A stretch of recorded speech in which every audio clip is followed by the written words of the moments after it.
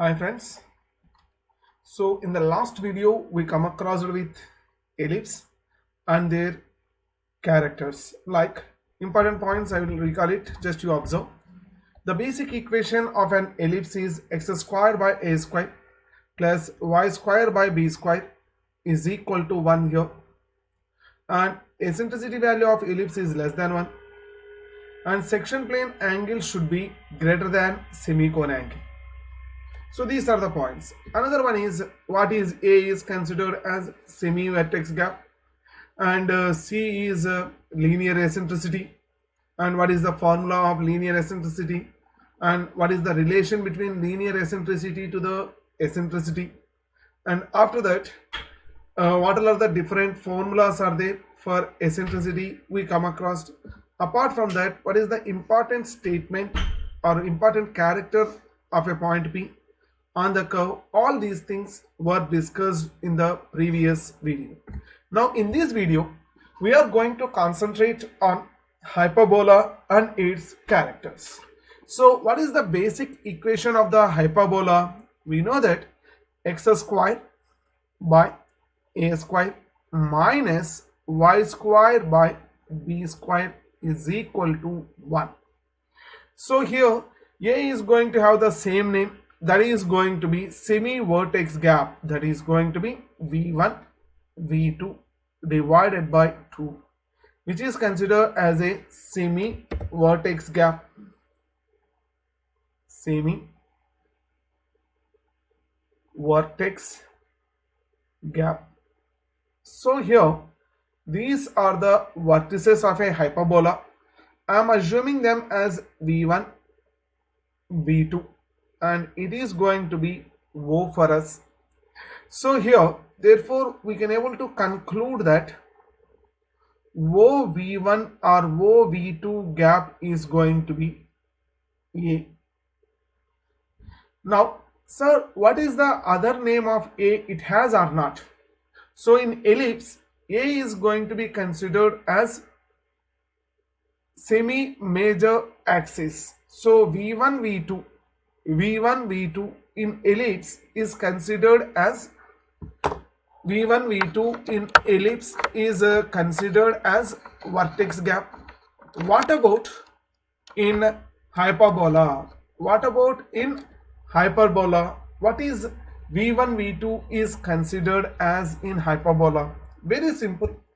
So here, before moving on to it, I can able to explain some more information. Like I am not drawing perfect diagram. So if you observe this particular diagram,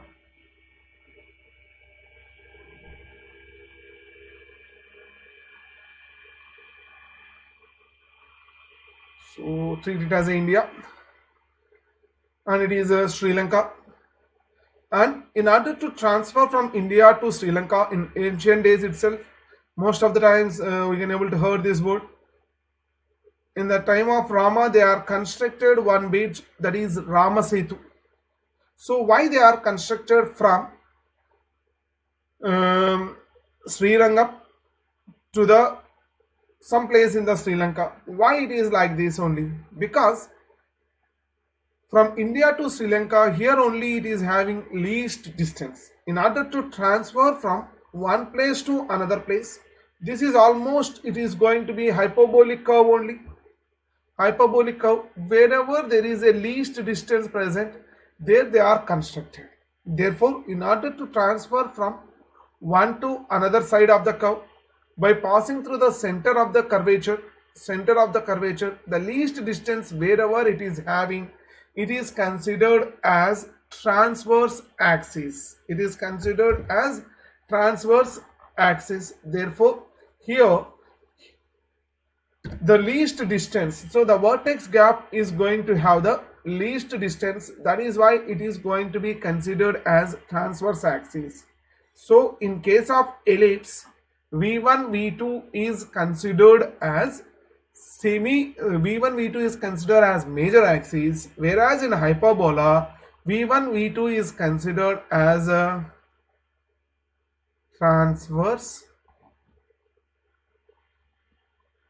axis. This is in case of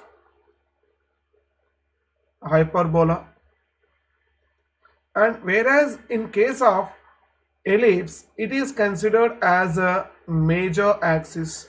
Major axis if it is in case of ellipse. In case of ellipse, v1 v2 is considered as major axis. In case of hyperbola, it is considered as transverse axis. Good sir. The least distance which will joins or which can able to move from one curve to another curve is a transverse axis. Sir, if you observe from here to here I am moving, it is more length, and this is the length is some more high in this case.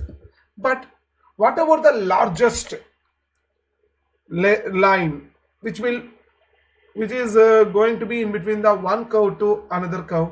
So that is going to be like this. So it can able to meet at infinity. So here also one more thing like that. What these two are called? So the least length we know it is going to be the transverse axis. What is the largest length, sir? What is the largest length is going to be considered as? So the largest length is going to be considered as asymptotes. This is also important. This is what is these two largest length? Wherever it has, this is considered as asymptotes.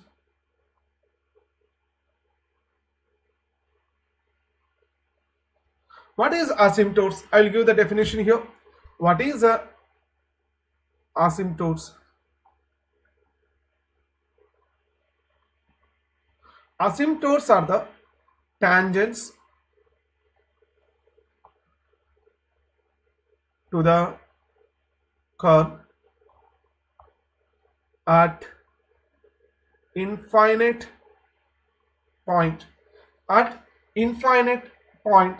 So asymptotes are the tangents drawn to the curve at infinite point. What is meant by tangent? It will touch the curve, it should not intersect the curve. So it is touching means it has to touch at infinity. So that is going to be the largest length axis we can able to consider. The largest axis in hyperbola is considered as an asymptotes. The least length of axis in between the curve is considered as transverse axis. It will be coincide with vertices. It will be coincide with vertices. This one you have to remember. Okay, sir. Apart from this, what about the next element we have to remember from this? Sir, here B we cannot able to make it directly, but I can able to mark linear eccentricity. What is that, sir? If it is F1 and if it is F2. F1 and F2. This is considered as linear eccentricity. So here OF1 or OF2. OF1 or OF2. This gap is going to be considered as linear eccentricity. So what is the formula of linear eccentricity of a hyperbola? Linear eccentricity C. So what is the formula for linear eccentricity of a hyperbola? So C is equal to square root of A square plus B square. So this is for hyperbola. What about for ellipse? In the last video we come across C for ellipse is square root of A square minus B square. A square minus B square is the linear eccentricity of an ellipse. So here this. So in this one, if you observe what it is, in this case we can able to write C square is equal to A square plus B square.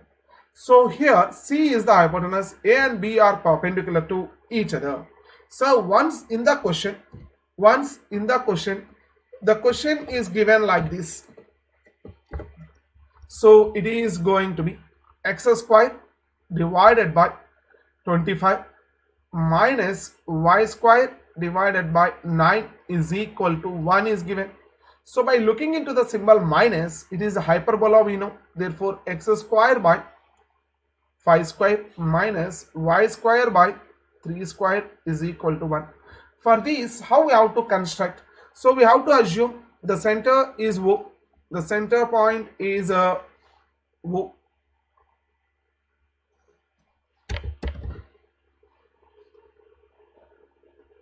The center point, we will assume it as a O.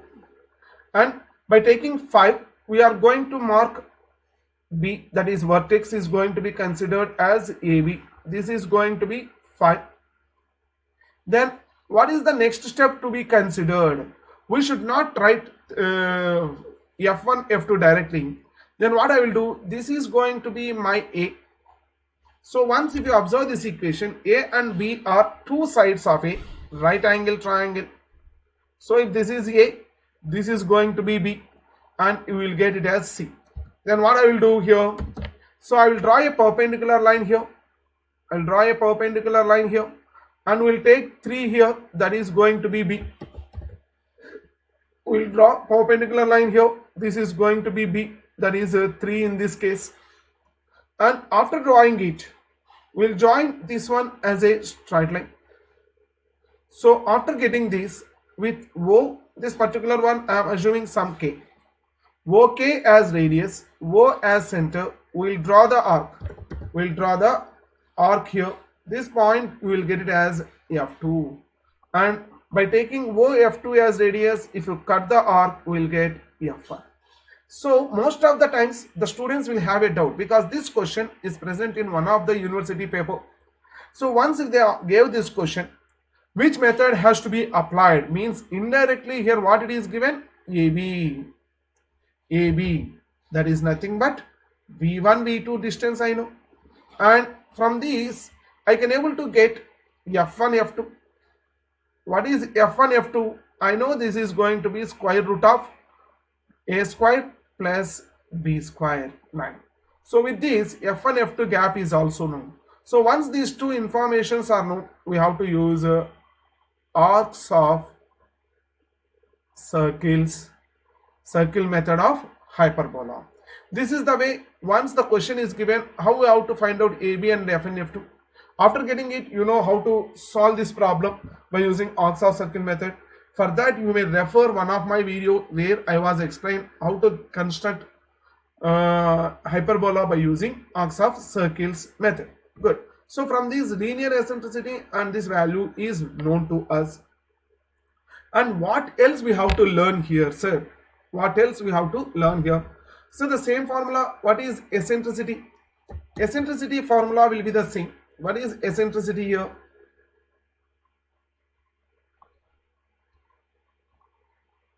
Small e. What is the relation between linear eccentricity to the eccentricity? It is the ratio between linear eccentricity to the semi-vertex gap, that is equal to square root of A square plus B square divided by A, that is equal to square root of A square plus B square divided by A square. So from these we can able to get E is equal to square root of 1 plus B square by A square. B square by A square. This is the eccentricity equation of a hyperbola. Once if you get place here, it is for hyperbola, minus here in the eccentricity equation, then it is ellipse. Good, sir. Sir, we have one more doubt. What is a rectangular hyperbola? What is the character for rectangular hyperbola? That is, if A is equal to B, and I am assuming this is some constant K, then it is considered as rectangular hyperbola. Rectangular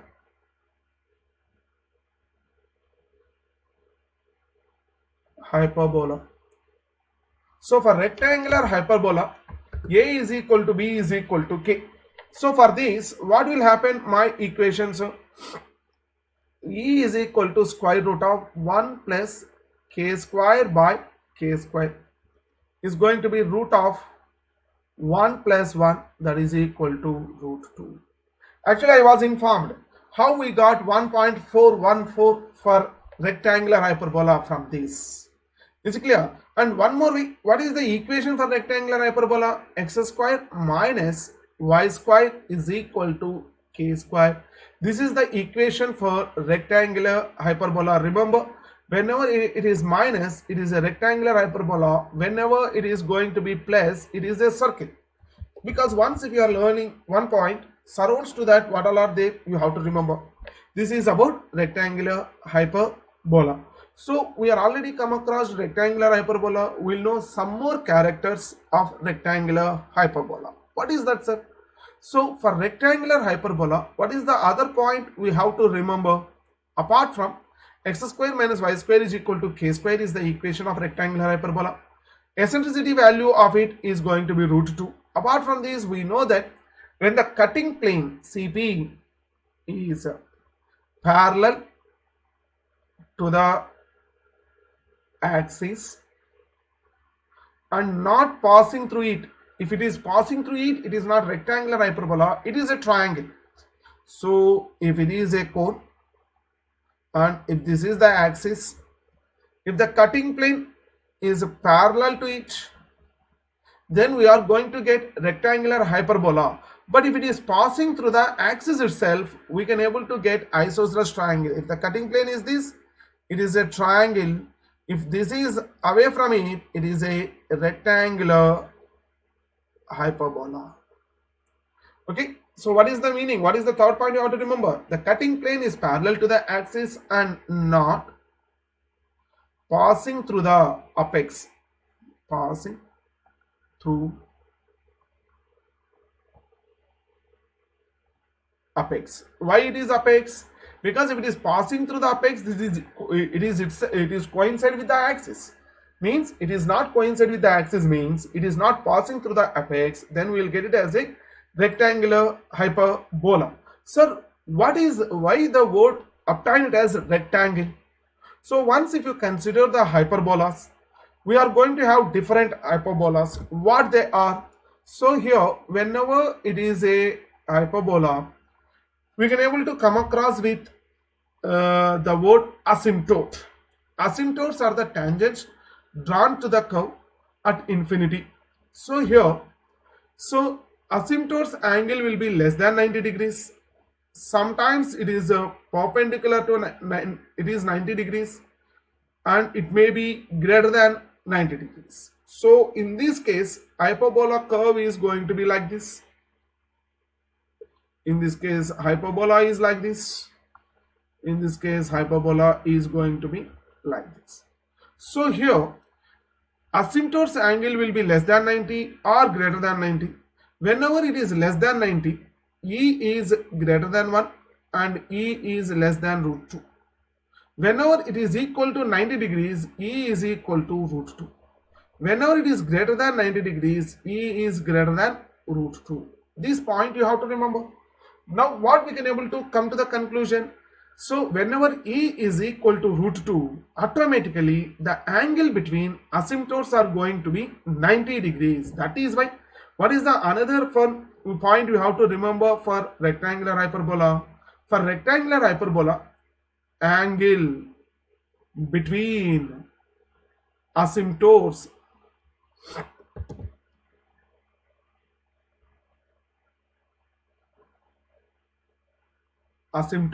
is 90 degrees. What is meant by 90? Right angle is considered as 90.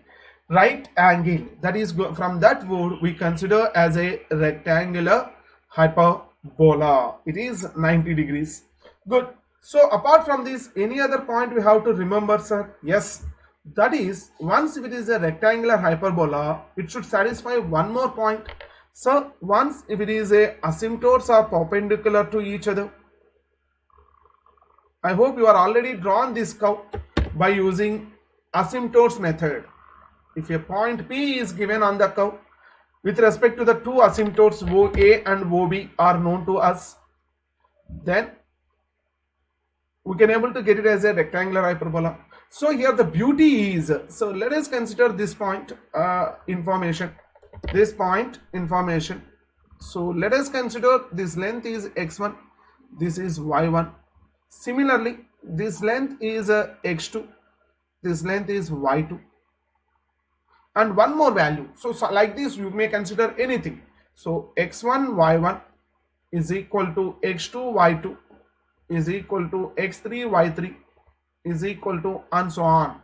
So it is a constant, then it is considered as a rectangular hyperbola. That is why another equation of rectangular hyperbola is xy is equal to constant. So where you can observe this, if you are familiar in the intermediate that PV is equal to nRT. N is a constant, depends on the molecules. R is a universal gas constant. T is a constant temperature. So the relation between PV, pressure and volume curve. So if you consider here it is a pressure and it is volume curve, we are going to get this nature as a rectangular hyperbola. What is the PV curve nature? PV curve is in rectangular hyperbola. This is also important, my dear friends, in case of competitive examinations. So most of the times they may ask PV is equal to nRT will represent PV is equal to constant, or Boyle's law. Boyle's law will satisfy which conics, that is going to be hyperbola. If it is given, you may choose it. If rectangular hyperbola is given, first preference you try to give it for the rectangular hyperbola. That is important. Now sir, here what is this constant? What is this constant? So if you bisect this, here we are going to get the vertex. So if you observe here, this is the bisection, sir. So bisection of the angle, that is 45. Here itself we are going to get V. So therefore this is OV. Now here we are going to get O and this is V. Whenever it is a 45, here x is equal to y. Therefore these two distances will be the same. So if you observe in this is going to be some k, this is also k. Therefore OV is equal to what will happen according to the right angle triangle. So it is going to be root of k square plus k square, that is equal to root 2k. So this particular gap is going to becomes root 2k. Therefore what is root 2k, sir? OV. Root 2k is going to be OV. So here we can able to write xy is equal to constant, x into y, x is k, xy is k. Therefore x into y is k square is equal to k square into k square is equal to what is this value? So from this concept, so once xy is equal to 25 is given, what is the meaning of it, sir? What is the meaning of it? What is this 25? You try to analyze it. If you have any doubt, send me in the comment box. I will give the explanation to those people. Okay. Now, so this concept you try to concentrate. So then you can able to get more knowledge over it. So what is the another for one point you have to remember? For rectangular hyperbola, we have to remember xy is equal to constant. Okay, and one more. So you are given three formulas, sir. You are given three formulas here. Is it valid only for ellipse or it is also valid for hyperbola? Is it valid for ellipse or is it valid for hyperbola also? So let us consider this is not only valid for ellipse, it is also valid for hyperbola. I am going to delete this particular portion. Okay. So I am deleting this particular portion. Now once if you consider for hyperbola, so this is the one second. This is the curve.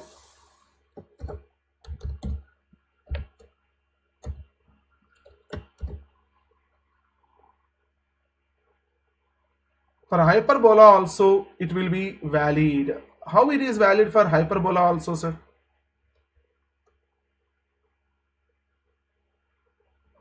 Okay, so here once E for hyperbola is greater than 1, E for hyperbola is greater than 1, therefore x should be greater than y. So in this case, this is O, this is going to be V1 and here it is V2, here it is F2, here it is F1. For these also directrix will be there. Where they are going to be inside the vertices. So here these 2 points, that is this one is considered as O1, this point is considered as O2. Now whatever the formulas, just I copied from ellipse case, so just you verify it will be valid for both. Sir, in case of hyperbola, f1 f2 is larger than v1 v2, therefore it is greater than 1, so it is valid. Next one, v1 v2 is greater than o1 o2, therefore it is also valid. No sir, if the extremes are given, one extreme is f1 f2, inner extreme is o1 o2. Once the extremes are given, it is going to be f1 f2 divided by o1 o2, it should be under root. So these formulas are not valid, not only valid for ellipse, it is also valid for hyperbola. But what is the another character, sir? So if P is a point on the curve,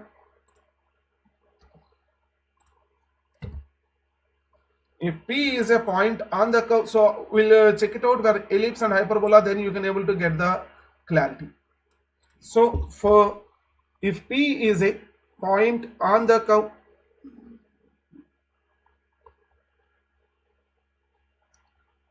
if P is a point on the curve, then what is its character with respect to the fixed points Pf1 and Pf2? Sir, for ellipse we know, one second, where is that sheet? Yeah, yes. So the same statement I am copying here.